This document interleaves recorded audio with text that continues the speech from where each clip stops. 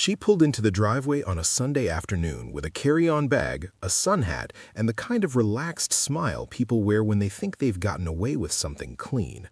She hadn't.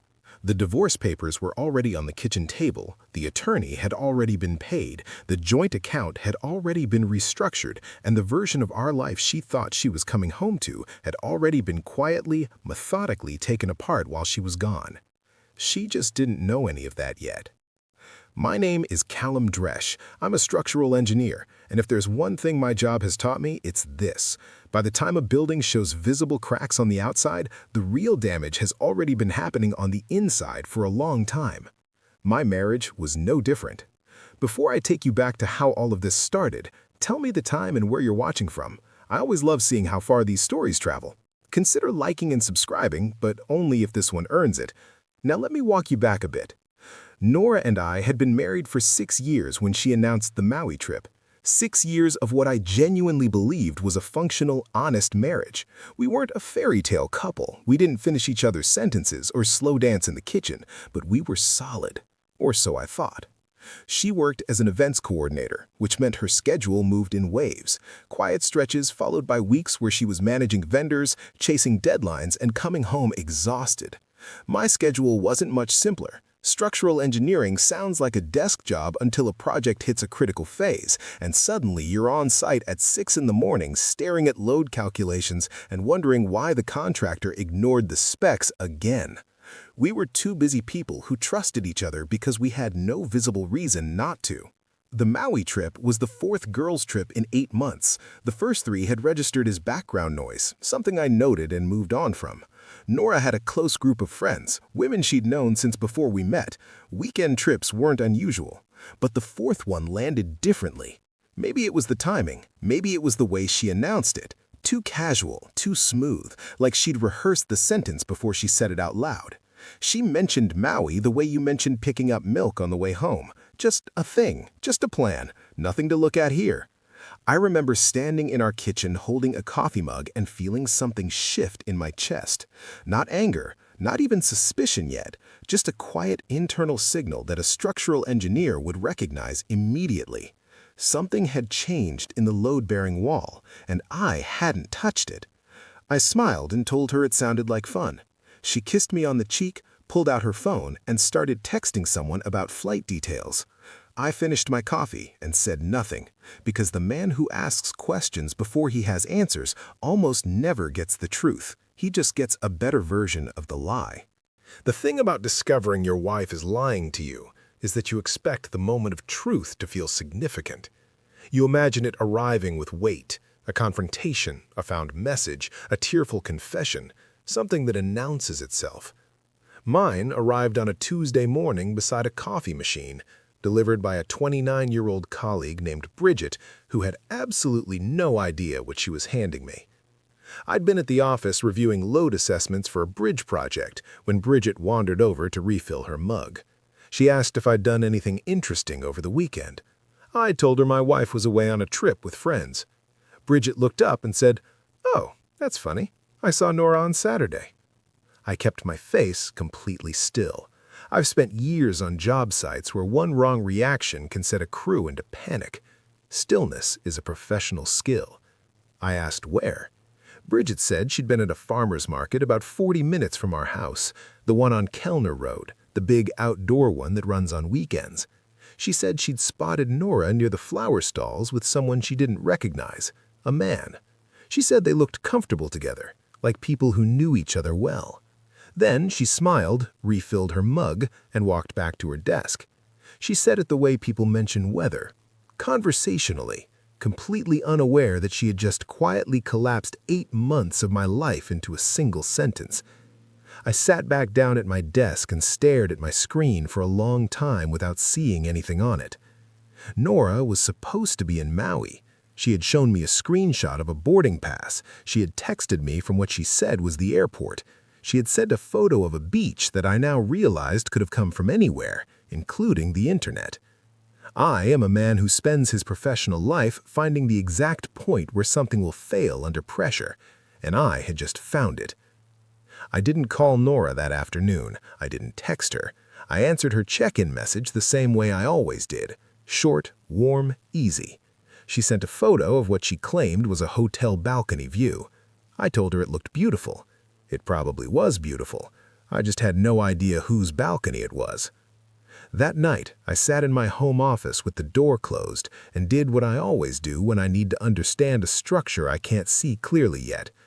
I started at the foundation and worked my way up. I pulled up 4 months of our shared calendar. I cross-referenced dates. I thought back to specific conversations, specific details Nora had offered about each trip, which friends went, what they ate, what the hotel was like. Real trips have texture. Real experiences leave fingerprints on the way people talk about them. Nora's trips had none of that. They were smooth, too smooth, like a surface that had been sanded down deliberately so nothing would catch. I closed the laptop and sat in the dark for a while.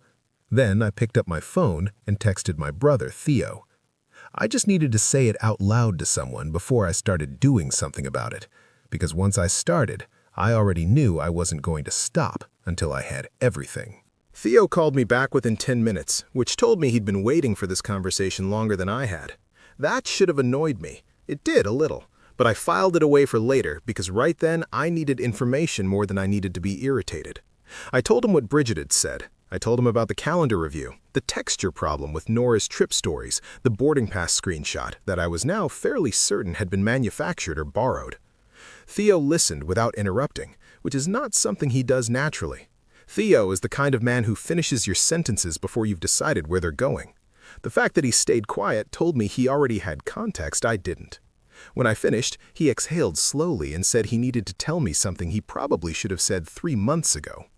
He'd run into Nora at a restaurant on a weeknight, a place about 20 minutes from our neighborhood, not the kind of spot you stumble into by accident.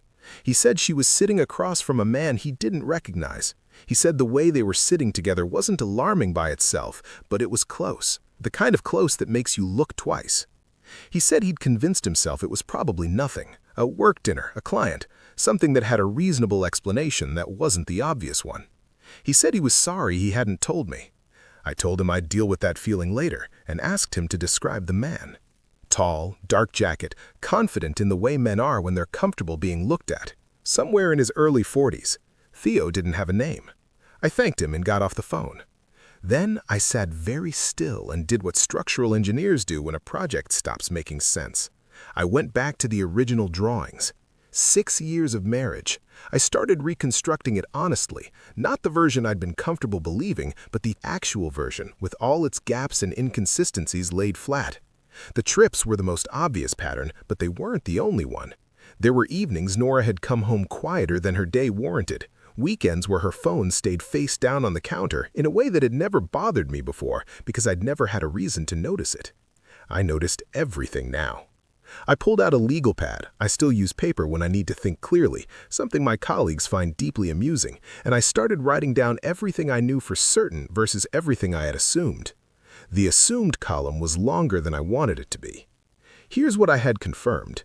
Nora was not in Maui. She had been photographed near our home on a day she claimed to be on an island in the Pacific. She had been seen at a restaurant with an unidentified man by a reliable witness. Her trip stories consistently lacked the kind of organic detail that real experiences produce naturally. Here's what I still needed: a name, a timeline, and enough documented evidence that when I finally moved, nothing she said could move it back. I wasn't ready to confront her. Confrontation without evidence is just an argument, and I hadn't spent 6 years building something only to tear it down emotionally and walk away with nothing but her word against my suspicion. I needed one more thing before I called an attorney. I needed to talk to Sienna, Nora's closest friend, the one who knew everything about everyone and had a talent for saying almost nothing when it mattered. If anyone in Nora's circle knew what was actually happening, it was her. The question was whether she'd let anything slip, intentionally or otherwise. I want to be clear about something before I tell you about Sienna. I did not go into that conversation expecting a confession. I am not the kind of man who walks into a room and assumes people will hand him the truth simply because he asks for it politely. People protect each other, especially women who have been friends for 15 years and share a mutual understanding that loyalty is non-negotiable. What I was counting on was something far more reliable than honesty. I was counting on the specific discomfort of someone who knows too much and has been waiting too long to be asked directly. I texted Sienna on a Wednesday morning and asked if she had time for coffee. I kept it casual, told her I wanted to catch up, that Nora was still traveling and I'd been rattling around the house. She responded within 4 minutes, which was faster than I expected, and suggested a place near her office for the following afternoon. 4 minutes. I noted that. We met at a small cafe with outdoor seating and the kind of ambient noise that makes private conversations feel safer than they are. Sienna was already there when I arrived, sitting with a latte and the expression of someone who had mentally rehearsed this meeting since the moment I texted. We made small talk for about 6 minutes. I timed it internally, the way I time everything. Then I set my cup down and looked at her and said I needed to ask her something directly, and I needed her to be honest with me. She wrapped both hands around her mug. That was the answer right there. People who have nothing to hide don't brace themselves when you say the word honest. I asked her whether Nora had actually gone to Maui. Sienna looked at the table, then at me, then at the table again. Then she said she wasn't sure she was the right person to ask about Nora's travel plans, which was a spectacular non-answer, truly impressive. I almost respected it. I told her I wasn't asking about travel plans, I was asking whether my wife was where she told me she was. Those are different questions, and we both knew it. She was quiet for a long moment, long enough that the ambient noise of the cafe filled the entire space between us. Then she said, "Callum, I think you should talk to Nora." And there it was. Not a denial, not a defense, not even a deflection with any real conviction behind it. Just a redirect so soft it was practically an admission gift-wrapped in concern. I thanked her for the coffee. I told her I appreciated her time. I left a tip large enough that the server would remember me because details matter, and walked back to my car. I sat in the parking lot for a moment and thought about what had just happened. Sienna knew. She had known. For a while, and she'd decided that her friendship with Nora was worth more than my right to the truth. I didn't hate her for it. People make those calculations all the time. I just filed it carefully under confirmed and moved on to the next thing I needed to know, which was a name. If you've ever tried to find the name of a person you know exists but can't yet prove, you understand that the process is less dramatic than it sounds. There's no single breakthrough moment. There's no file that slides across a table with a photograph and a timestamp. There's just a slow accumulation of small findings that eventually build enough weight to become undeniable. I'm an engineer. I understand accumulation. I had patience for it. I started with what Theo had given me. Tall, dark jacket, early 40s, a restaurant 20 minutes from our neighborhood on a weeknight. I cross-referenced that with Nora's calendar, the shared one she'd never bothered to restrict my access to, possibly because she assumed I never looked at it carefully. I did now. There were recurring blocks marked simply as work dinner or vendor meeting spread across the last 7 months, Tuesdays and Thursdays mostly. Nora's industry ran on events and vendor relationships, so none of those blocks had ever flagged as unusual. Taken individually, they were invisible. Taken together, they were a pattern with a pulse. I went through her professional contacts next, the ones visible through her public work profile. I wasn't hacking anything. I wasn't doing anything that required a password or a court order. I was simply reading what was already available to anyone who looked. One name appeared repeatedly in connection with a series of corporate event contracts Nora had worked over the past year, a hospitality consultant named Bryce Landon. His professional profile listed him as mid-40s, based locally, with a roster of high-end corporate clients. His photo confirmed what Theo had described. Tall, confident, the kind of man who was comfortable being looked at. I stared at that photo for a long time. I didn't feel rage. I want to be honest about that because I think people expect rage, and what I actually felt was something quieter and more structural, the specific sensation of a calculation finally resolving, Like when a load equation that hasn't been balancing suddenly clicks into place and you realize the error was in an assumption you made at the very beginning. My assumption had been that Nora was who she presented herself to be. That was the load-bearing error. Everything unstable in the last 8 months had been sitting on top of it. I wrote Bryce Landon's name on my legal pad, set the pen down, and allowed myself exactly 1 minute of just feeling the weight of it. Then I picked the pen back up and started the next column. What I had, what I still needed, what I was going to do with both. That night, Nora called from wherever she actually was and told me the Maui sunsets were unbelievable. She said she wished I could see them. I told her that sounded incredible. She had no idea I was sitting at our kitchen table with her boyfriend's name written in block letters on a yellow legal pad 12 inches from my left hand. Some conversations are easier when only one person knows what's actually being said. If you're still with me right now, I want to ask you something before we go further, and I genuinely want to know your answer in the comments. When Sienna redirected me instead of telling me the truth, would you have pushed harder? Or would you have read the non-answer the same way I did and walked away with exactly what you came for? Because that moment in the cafe was quieter than it sounds, and it mattered more than almost anything else that happened. Drop your answer below. I'll be reading them. I called an attorney on a Friday morning. Her name was Constance Pruitt, and she had been recommended to me by a colleague who had been through his own version of this 2 years earlier. He told me she was direct, strategic, and completely uninterested in drama. He said she cared about outcomes, not performances. That was exactly the kind of person I needed. I drove to her office with a folder I had been quietly assembling for the past week. Printed calendar entries, screenshots of Nora's public professional profile showing her connection to Bryce Landon, a written timeline of the 4 trips, including dates, stated destinations, and the specific inconsistencies I had documented for each one. Bridget's account, written down exactly as she had delivered it, including the date and location. Theo's account, same treatment. I also brought the boarding pass screenshot Nora had sent me before the Maui trip, the one I'd had a closer look at and noticed carried a confirmation code that didn't match any airline format I could verify. Constance went through the folder without expression. She asked precise questions. She never once looked at me with pity, which I appreciated more than I can adequately explain. Pity in that moment would have made the whole thing harder to hold together. She told me the documentation was solid for establishing pattern and intent. She said that in our state, the grounds I was filing on were well supported by what I had. She walked me through the financial picture, what was joint, what was separate, what needed to be restructured before filing, and what had to wait until after. Then she told me something I hadn't fully considered yet. She said the marital home was going to be the most contested element.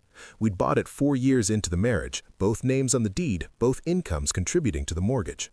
She said I needed to decide early what outcome I was actually trying to reach there, whether I wanted to buy Nora out, force a sale, or negotiate a settlement, because that decision would shape how everything else moved. I told her I didn't want the house. Constance looked up from her notes. I explained, I'm an engineer. I understand that some structures, once compromised at the foundation, cannot be repaired by working on the surface. You don't renovate a building that has failed at its core. You document the damage, you conduct a controlled demolition, and you build something new on ground that hasn't been corrupted. I wanted a clean exit, not a trophy. Constance almost smiled. She said that made her job considerably more straightforward. We filed the following Tuesday. That same afternoon, I opened a new personal account and redirected my paycheck. I contacted our joint credit card provider and removed Nora as an authorized user. I called my insurance provider and updated my beneficiary designations.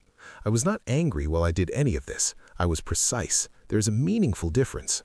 By the time Nora called me that evening to tell me she'd had a wonderful day and was thinking about extending the trip by 2 days, every financial structure she had been quietly depending on had already been restructured around her absence.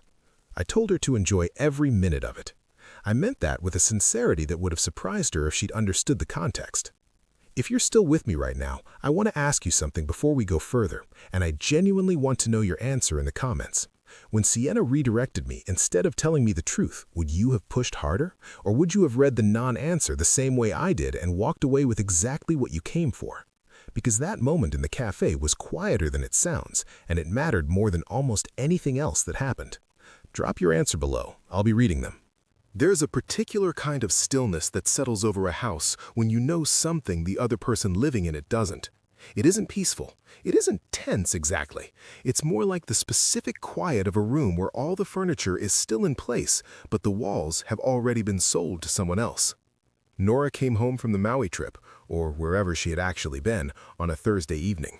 She came through the front door with her carry-on, her sun hat, and the easy energy of someone returning from something genuinely restorative. Which, in fairness, it probably was. I was in the kitchen when she came in. I had made dinner, which I realize in retrospect was either a very mature gesture or a deeply strange one, depending on how you look at it. Nora set her bag down, wrapped her arms around me from behind, and said she'd missed me. I told her I'd missed her too.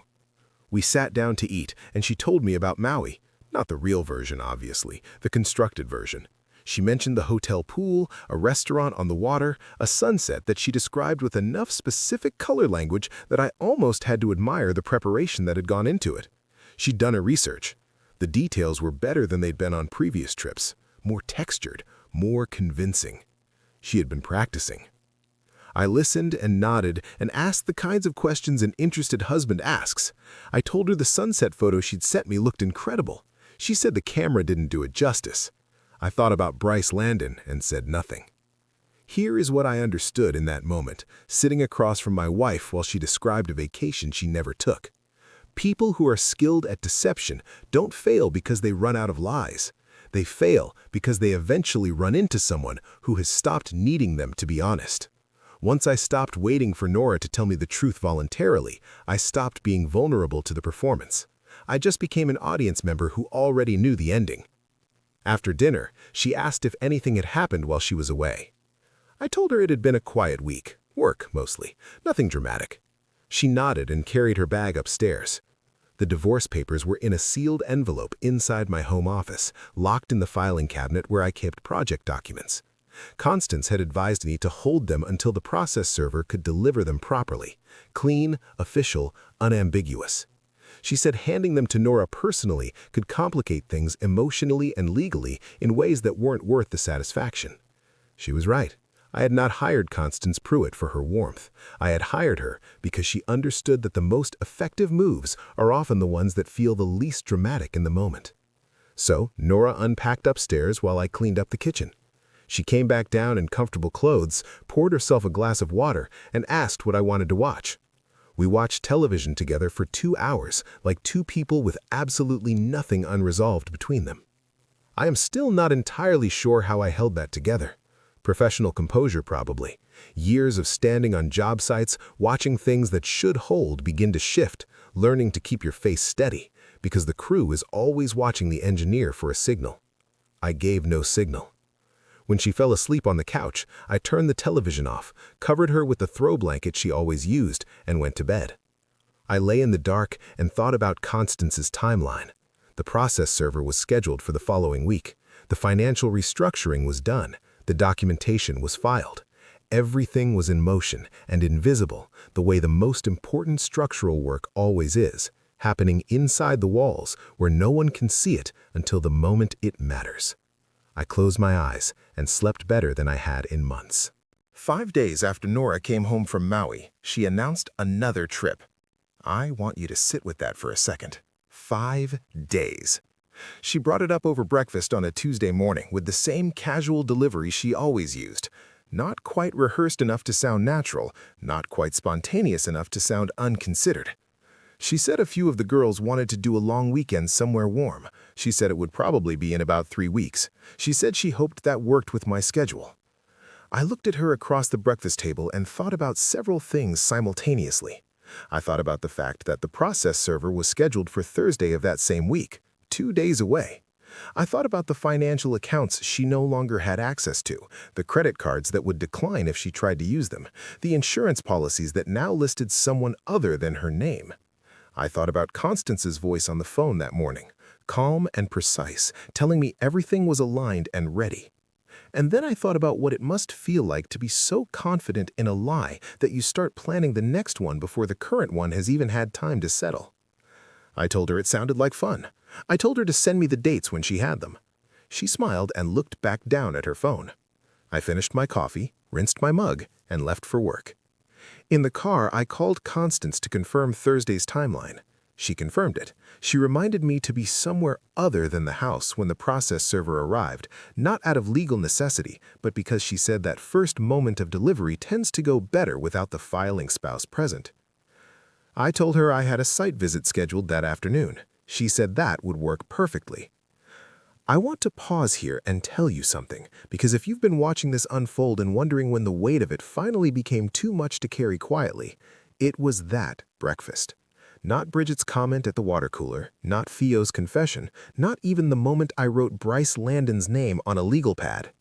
It was watching Nora sit across from me, comfortable and unhurried, already planning her next disappearance, completely unaware that the ground she was standing on had already been removed from under her. That was the moment it stopped feeling like grief. That was the moment it just felt like facts. What comes next in this story changes everything, and I need you subscribed before I tell it, because this channel is where I come back to when I have more to say. Hit subscribe if you haven't already. This is the kind of story that has more than one chapter worth hearing. Thursday arrived the way important days always do, indistinguishable from any other until they aren't. I was on a site visit 2 miles from our house, reviewing foundation assessments with a contractor who kept disagreeing with my calculations, despite the calculations being correct. At 2:14 in the afternoon, my phone buzzed with a text from a number I didn't recognize. It said, "Delivery completed, 2:09 p.m." I looked at that text for a moment, then put my phone back in my pocket and went back to explaining to the contractor why the numbers were, in fact, not open to interpretation. Some things hold, regardless of whether anyone wants them to. Nora called me at 2:31 p.m. I let it ring. She called again at 2:34. I let that one ring too. Not out of cruelty, I want to be clear about that. I let it ring because Constance had advised me to allow the initial reaction to settle before any direct communication, and because I had learned by then that conversations held in the first minutes of shock almost never produce anything useful for either person. She texted at 2:37. The message was 4 words, "What is this, Callum?" Not a question, a statement with punctuation removed, the grammatical equivalent of someone standing very still because they don't yet trust their legs. I texted back 2 hours later. I said I thought the documents were self-explanatory, but that my attorney's contact information was included if she had procedural questions. I drove home that evening not knowing exactly what I would find. What I found was Nora sitting at the kitchen table with the envelope open in front of her and the documents spread out in a way that suggested she had read them more than once. She had clearly been crying. She was not crying now. She was past the crying stage and into the harder, quieter place that comes after it. I set my keys on the counter and waited. She asked me how long I had known. I told her long enough. She asked if this was because of Bryce, and there it was, his name, out loud in our kitchen between us. No more boarding pass screenshots, no more hotel pool descriptions, no more sunset colors chosen for their convincing specificity. Just his name sitting in the air between us like a structural failure that had finally become visible from the outside. I told her it wasn't just because of Bryce. I told her it was because of every trip she had constructed and delivered to me like something she was proud of. It was because of Sienna sitting across from me in a cafe, holding her mug with both hands and redirecting my question with the careful precision of someone who had been briefed.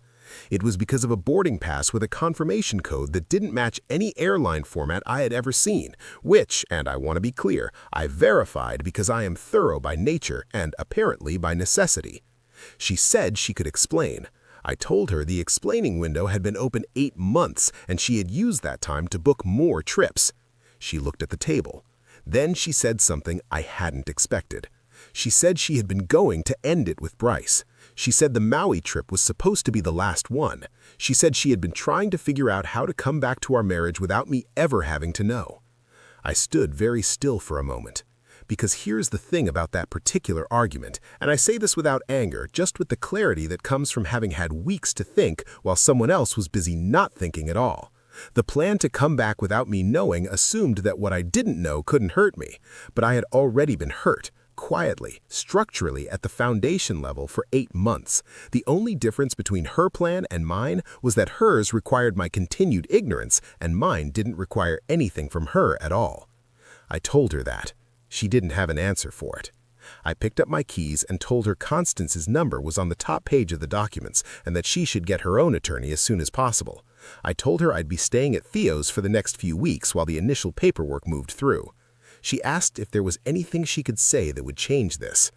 I thought about that question honestly, the way I try to think about everything. Then I told her the truth. I said there might have been 8 months ago, before the trips, before Bryce Landon, before the boarding pass, before Sienna's careful non-answer, before the breakfast where she announced the next trip with her eyes on her phone and complete confidence that I would simply keep accepting whatever she handed me. But that window had the same problem as all the others. It had been open the whole time. She was the one who never walked through it. I stayed at Theo's for 3 weeks. He never once said "I told you so," which cost him something because Theo is constitutionally designed for that phrase. I noticed the restraint and appreciated it in the way you appreciate something that someone didn't have to give you but chose to anyway. His guest room had a window that faced east, which meant I woke up every morning to actual light instead of the particular darkness of a bedroom shared with someone who had been quietly living a different life inside yours. I hadn't realized how much weight I'd been carrying in that house until I stopped carrying it. Small mercies. You take them when they show up. The legal process moved the way Constance said it would. Not fast, not dramatically, just steadily. Nora retained an attorney within the first week, which was the right move, and honestly the one I had hoped she'd make. Emotional negotiations are exhausting and imprecise. Legal ones have rules, which suits me considerably better. The house went to mediation. Because both our names were on the deed and both incomes had contributed to the mortgage, the cleanest resolution was a sale with equity divided according to contribution records. Constance had documentation of every payment, every deposit, every financial input going back 4 years. Nora's attorney looked at that documentation and did not argue with it, which told me Nora had at least been honest with him about the situation, even if she hadn't been honest with me. The car was in my name only, one of those small logistical decisions from early in the marriage that turned out to matter more than I knew when I made it. That stayed with me without dispute. The credit cards, the accounts, the insurance policies, all of it had already been restructured before the papers were served. There was nothing left to negotiate on those fronts because there was nothing left to negotiate over. Constance called that elegant. I called it basic preparation. We were probably both right. What I hadn't prepared for, and I want to be honest about this because I think it matters, was Sienna. She called me 6 weeks after the filing. I almost didn't answer, but something made me pick up. Maybe the same instinct that made me read Theo's silence correctly in that first phone call. She said she was sorry, not the reflexive kind of sorry people offer when they want the discomfort to end, the slower kind, the kind that has clearly been sitting with someone for weeks before it finally makes it out. She said she had known about Bryce for 4 months before I ever sat across from her in that cafe. She said Nora had made her promise not to say anything, and she had kept that promise because she told herself it wasn't her marriage to intervene in. Then she said she'd spent 6 weeks wondering whether that had been loyalty or cowardice, and she still didn't have a clean answer. I thought about that for a moment. The honest answer was that it was probably both simultaneously, which is how most genuinely difficult choices work. We don't get the luxury of clean categories when the people we love ask us to do things that cost someone else something. I told her I understood. I told her I didn't hold it against her. She was quiet for a long moment, and then she said thank you in a voice that sounded like she'd needed to hear that more than she'd expected. I hung up and sat with that conversation for a while. Because here is what I know about betrayal after living through a version of it that I would not wish on anyone who didn't specifically deserve it. The damage doesn't travel in a straight line. It moves outward. It touches people who never chose to be near it. It puts people like Sienna in impossible positions, and people like Theo in the specific misery of having seen something and said nothing, and having to live with both the seeing and the silence. Nora made one choice that created damage in every direction she couldn't fully account for. I don't think she understood the radius of it. The house sold 11 weeks after filing. The equity was divided cleanly. I signed the final documents on a Wednesday afternoon in Constance's office, walked out into a parking lot that smelled like rain that hadn't arrived yet, and stood there for a moment doing nothing in particular. Just breathing. Just standing on ground that was entirely mine. I found an apartment 20 minutes from my office and 10 minutes from Theo's house, which meant I could get to work efficiently and get to my brother's couch when I needed to sit somewhere that felt like people who actually knew me. Both of those things turned out to be more important than square footage. What I'm not going to tell you is that the months after the divorce were easy, because they weren't. I'm not going to tell you that I healed quickly and cleanly and emerged from the whole thing philosophically enriched and emotionally available. That is not how it works, and anyone who tells you otherwise is either very lucky or somewhat dishonest about the timeline. What I will tell you is that the noise inside my own head got quieter, gradually, then noticeably. Then one day I realized it had been a week since I thought about Bryce Landon's name, and I didn't feel the need to think about it again. That was the real ending. Not the papers, not the sale, not the account restructuring or the attorney's fees or any of the logistical machinery of ending a marriage. The real ending was the week I forgot to be angry. Now, about 8 months after the divorce was finalized, I got a message from Nora. Not a long one, not the kind of message that requires pages to deliver, just a few sentences saying she was sorry, that she had understood too late what she had, and that she hoped I was doing well. I read it twice, and here is where I have to stop and be honest with you, because this is the part I'm still sitting with. I have 2 versions of forward available to me right now. In the first one, I don't respond. I close the message, file it in the same mental cabinet where I keep the boarding pass screenshot and Sienna's carefully redirected non-answer, and I keep building the quiet life I've been slowly and deliberately constructing since the day I walked out of Constance Pruitt's office into a parking lot that smelled like coming rain. In the second one, I respond. Not to reopen anything, not because I miss Nora or want to return to something that failed at the foundation, but because I'm a man who believes that some things deserve acknowledgement even when they don't deserve a second chance. Because there's a version of closure that lives inside a single sentence and costs nothing but the moment it takes to send it. Theo thinks I should ignore it. He said this with the particular confidence of a man who was never once in his life tempted to respond to something he should leave alone. Constance would tell me it's irrelevant to any remaining legal considerations, which is her way of saying, do whatever you want, but don't make it complicated. And I'm sitting here, in my apartment, in a room that is entirely mine, with a message on my phone and 2 roads in front of me that lead to genuinely different versions of the same forward. I know which one feels right. I know which one is right. I'm not entirely sure those are the same answer. And if you've been here with me through it all, the breakfast table, the water cooler, the cafe, the parking lot, the papers, then you already understand why this moment is harder than any of the ones that came before it, because every move before this one had a correct answer that logic could reach. This one lives somewhere logic doesn't fully cover. I haven't responded yet. What would you do? Drop it in the comments. Tell me which road you'd take and why. And if this story sat with you the way it sat with me while I was living it, share it with someone who needs to hear it. Subscribe if you want to be here when I figure out what comes next, because I'm still deciding, and something tells me I'm not the only one.